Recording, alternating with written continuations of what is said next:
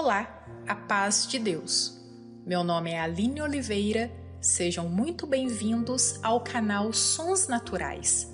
E na história para dormir de hoje, venho compartilhar mais este lindo conto para crianças, de Figueiredo Pimentel. Espero que gostem. História de um pintinho. Num terreno de grande chácara pertencente a opulento capitalista, vivia em harmonia galos, galinhas, pintos, perus, patos, marrecos, pavões, todas as espécies de aves domésticas. Numa palavra, vida abundante passavam eles alimentados em fartura. A única exceção era um pobre pintinho que vivia muito triste. Por ser muito pequeno e magro, os companheiros levavam todo dia a beliscá-lo, de modo que o infeliz pintinho andava sempre ferido e quase sem comer, porquanto as galinhas não lhe deixavam um grãozinho de milho sequer. Vivia o coitadinho muito triste de sua vida, pensando em fugir de perto dos outros, devido aos maus tratos que constantemente recebia, quando, uma vez, bicando, viu um papelzinho e disse: "Bravo! Agora estou com a minha vida ganha. Vou levar esta carta ao rei e ele, com certeza, em retribuição, há de me mandar dar milho bastante para eu comer durante a minha vida inteira." Ficou o pintinho tão satisfeito, pensando em arranjar uma casinha para morar, onde pudesse passar os dias longe do terreiro, livre das beliscadas de seus companheiros, que cantou pela primeira vez: "Kikiriki!" Os outros, ouvindo aquela voz desconhecida, olharam e viram-no a carta. O galo velho, pastor do terreiro, perguntou: "Quem é que canta aqui neste terreiro sem minha ordem?" "Sou eu", disse o pintinho, "porque achei uma carta e vou levá-la ao rei nosso senhor." Disse e partiu em direção ao palácio real. Depois de muito andar, parou para descansar das fadigas da viagem. Estava beliscando a terra, pensando na fortuna que o rei lhe havia de dar, quando passou uma raposa que, avistando-o, lhe dirigiu a palavra. "Bons dias, senhor Pintinho. Por que estás aqui? Onde vai tão cedo?" "Kikiriki!" retorquiu o Pintinho. "Vou levar esta carta ao rei nosso senhor. Se não é abuso, senhor Pintinho, poderia me levar em sua companhia? Desejava ver o palácio do rei. Dizem que é muito bonito, que tem muitos soldados e que a gente só de o ver se diverte." "Posso sim levá-la, dona Raposa. Se quiser, entre aqui no meu papinho que a conduzirei até lá." A raposa fez o que o pintinho mandou e lá seguiram os dois em marcha ao palácio. Andaram muito e, depois de já bem cansados, o pintinho encontrou um riacho. Desanimou de seguir a viagem, por não poder atravessar a nado um rio tão grande e com tanta correnteza.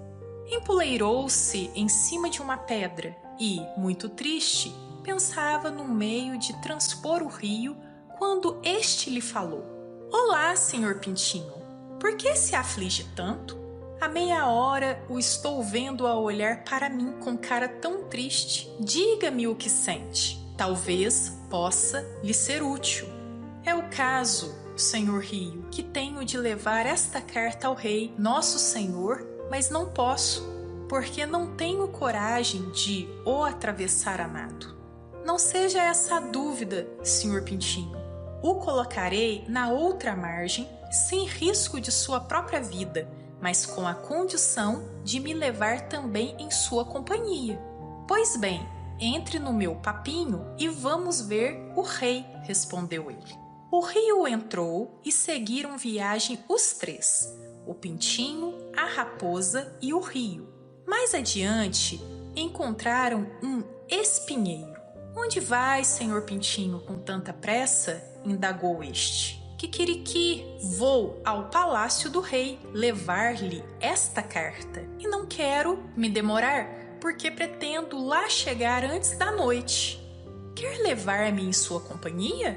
Talvez eu lhe seja útil. O espinheiro entrou também e seguiu com seus companheiros para o palácio do rei. Lá chegando, o Pintinho dirigiu-se à guarda do palácio, dizendo que tinha uma carta para entregar à sua majestade real. O sentinela não quis deixá-lo entrar. Ele, porém, tão alto falou, tanto cantou, que o rei, ouvindo aquele barulho todo, chegou à janela e perguntou por que razão aquele pintinho fazia tamanha algazarra. Saberá, vossa real majestade, que este pintinho quer por força entrar para entregar uma mensagem, disse o soldado. Pois deixe-o entrar. O rei recebeu o papelinho do bico do pintinho e, vendo que era um simples pedaço de papel sujo, ficou zangado com aquele atrevimento e mandou que seus vassalos o pusessem no poleiro, em meio das galinhas e galos que no palácio tinham em grande quantidade. Assim que ele entrou, os outros, vendo um hóspede novo, começaram a beliscá-lo. Nisso gritou a raposa: Senhor Pintinho, espere que vou defendê-lo. Ensinarei a esses tratantes que não se maltrata assim uma ave tão distinta. Saiu do papo do pintinho e começou a comer toda a criação que existia no poleiro. Em seguida, saíram ambos a toda pressa, fugindo do cozinheiro que havia corrido a ver o que havia de extraordinário ali para que as galinhas tanto gritassem. Quando entrou e não viu ave alguma, alguém foi comunicar ao rei que o pintinho, que na véspera levara a carta e que foi colocado no poleiro, em castigo do seu atrevimento, fugira, tendo matado as galinhas. O rei, exasperado, mandou que um batalhão fosse logo em procura do fugitivo, que o trouxesse vivo ou morto. Já estava o pintinho muito longe e fugia uma boa distância quando ouviu tropel de animais e retinir de espadas. Compreendeu que era gente mandada pelo rei para prendê-lo. Soltou o rio do seu papinho, que, estendendo-se pelo campo afora, impediu a marcha do batalhão.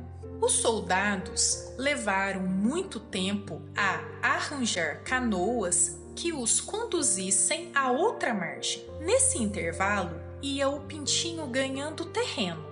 Corria sempre para se livrar dos seus perseguidores. O batalhão conseguiu finalmente transpor o rio e correu a toda a marcha atrás do pintinho. Mestre Pintinho, vendo-se assim quase alcançado pelos seus perseguidores, deixou sair do papo o espinheiro, que formou espessa e impenetrável cerca de espinhos, impedindo assim os soldados de continuarem a empreitada.